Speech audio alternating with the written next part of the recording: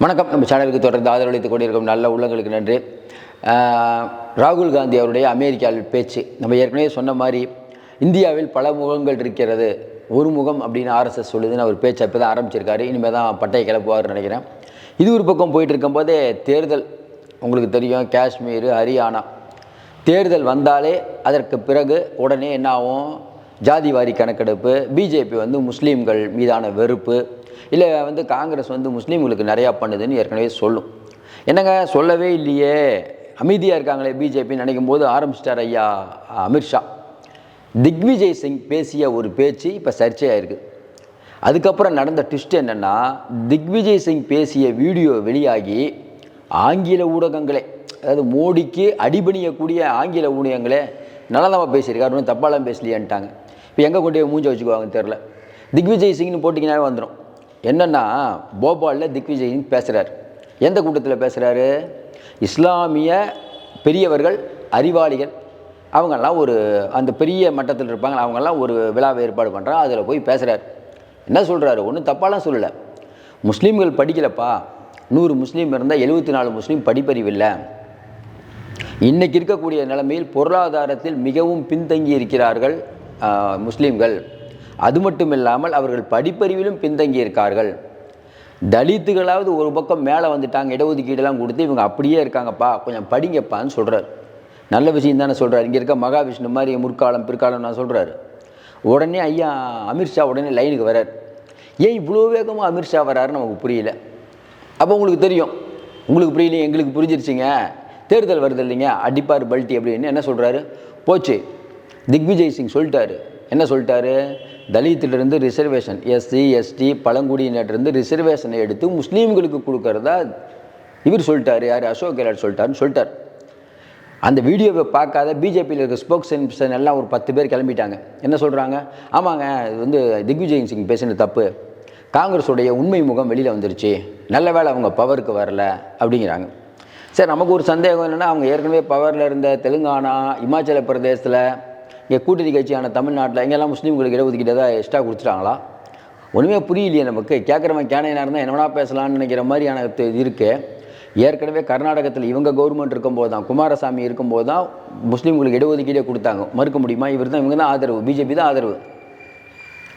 ஏற்கனவே எல்லா இடத்துலையும் கேட்டு போட்டுட்ருக்காங்க. நாயுடுலேருந்து நிதிஷ்லேருந்து எல்லாருமே வக்பு வாரிய பிரச்சனையிலே அவங்கள ஓட விட்றாங்க.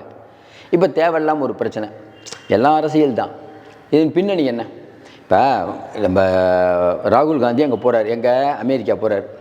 ராகுல் காந்தியோடைய விஷயம் வெளியில் வந்துடக்கூடாது. ஏன்னா ராகுல் காந்தி உரையாடினார், அவர் நிறையா பண்ணினார் அப்படின்னு எதுவும் வந்துடக்கூடாது. அப்போ என்ன பண்ணலாம்?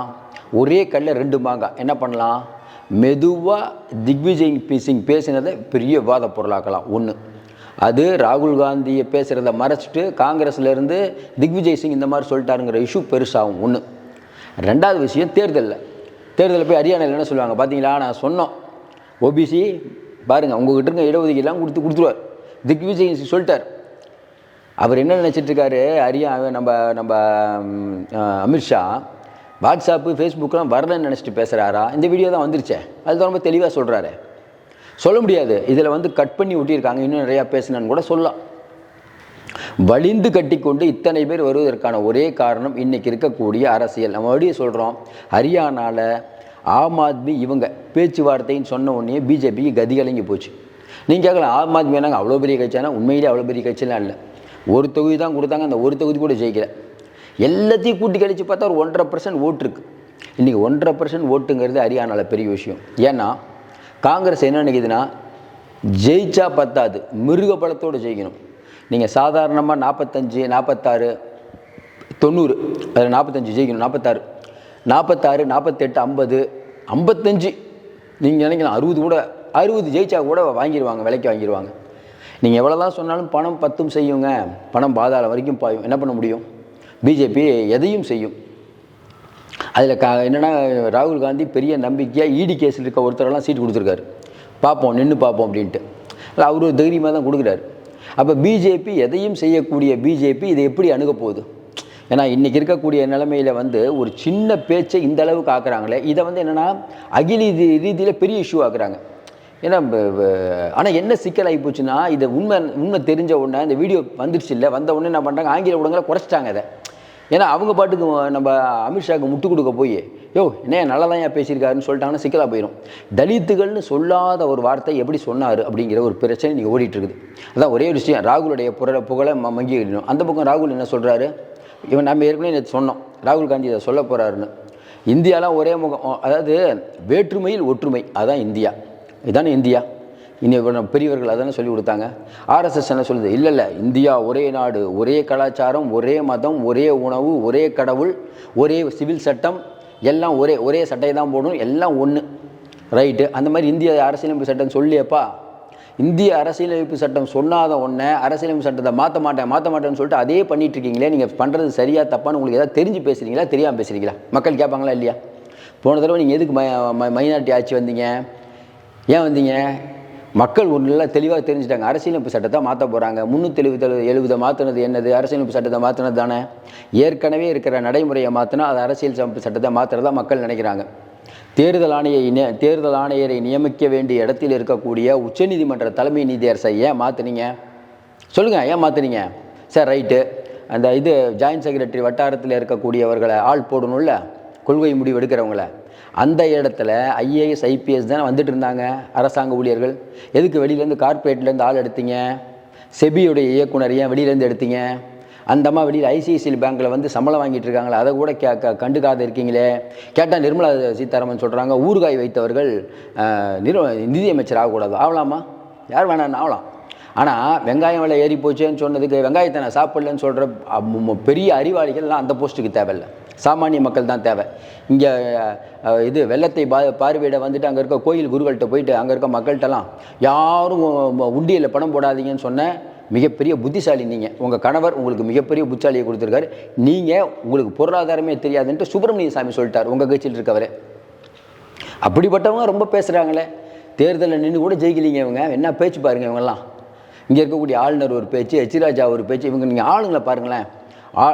இந்த ஆளுநரை பாருங்கள், எச்ராஜா பாருங்கள், நிர்மலா சீதாராமன், அதுக்கப்புறம் வேறு இவங்கெல்லாம் சிரிக்கவே மாட்டாங்க. பார்த்தீங்களா ஆளுநரை? பார்த்தீங்களா சிரித்து பார்த்துருக்கீங்களா நீங்கள்? நம்ம ஆளுநர் அப்படியே இருப்பார். மோடி வந்தால் மட்டும் சிரிப்பார் நினைக்கிறாங்களே, அது கூட சிரித்தா செட் ஆக மாட்டேது, அவருக்கு சிரிப்பு செட் ஆக மாட்டேது. இப்படி சில பேர் இருப்பாங்க. ஏன்னா அவங்க இயல்பே அப்படித்தான். அப்படிப்பட்ட சூழ்நிலையில் இன்றைக்கி திக்விஜய் சிங் பேசிய பேச்சு பெரிய சர்ச்சையாகி ஒரு விதத்தில் நல்லது.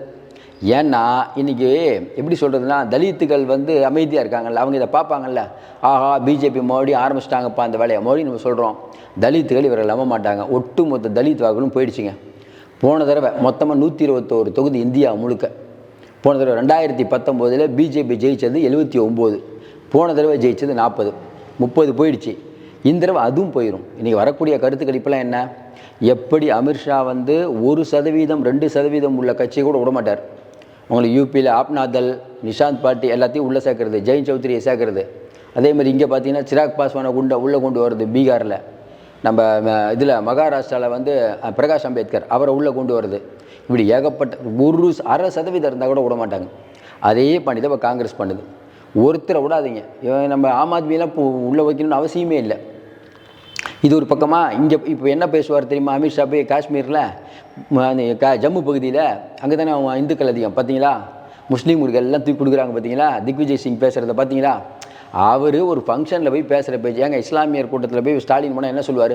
இஸ்லாமிய மக்களுக்காக நாங்கள் நிறையா பண்ணணும். ஐயா எடப்பாடி போனால் என்ன பண்ணுவார்? இஸ்லாமிய மக்களுக்காக நாங்கள் என்ன பண்ணணும்? எல்லோரும் அதானங்க பேசுவாங்க. இதை வந்து ஒரு பெரிய குற்றமாக சொல்லி இதை ஒரு பெரிய விஷயமாக சொல்லும் போது நல்லா தெரியுது இவங்களுக்கு கண்டென்ட் இல்லாமல் தடுமாறுறாங்க. இன்னொரு பக்கம் ராகுல் காந்தி ஒரு பக்கம் அது பாட்டுக்கு அமெரிக்காவில் போய் பட்டையை கிளப்பிட்டு இருக்காரு. நம்ம ஏற்கனவே சொன்னோம்ல, இன்றைக்கி முழுக்க அவர் வீடியோ தான். நேற்று அவர் பேசின பேச்சு, இந்தியாவை பற்றி பேசிய பேச்சு. உடனே பிஜேபியிலேருந்து நிறைய பேர் இப்போ பிஜேபிக்கு என்ன சிக்கல்னா, ராகுல் காந்தி பேசினதுக்கு கருத்து சொல்லலாமா வேணாமா? ஏன்னா ராகுல் காந்தி வந்து இந்தியா வந்து ஒருமுகம் இல்லை பலமுகன்ட்டார். இதை வந்து இல்லைன்னு மறுப்பீங்களா இருக்குன்னு மறுப்பீங்களா? ஆர்எஸ்எஸ் இல்லை ஒரே முகம்தான் சொல்லும். அதனால் இன்றைக்கி இருக்கக்கூடிய சொல்லி எல்லா இடத்துலையும் கேட்டு போடுற மாதிரி காங்கிரஸ் விளையாடி கொண்டிருக்கிறது. ஹரியானாவில் இவர்கள் தோல்வி ஆரம்பிச்சு வச்சு. பொறுத்திருந்து பார்ப்போம். மீண்டும் சந்திப்போம். நன்றி.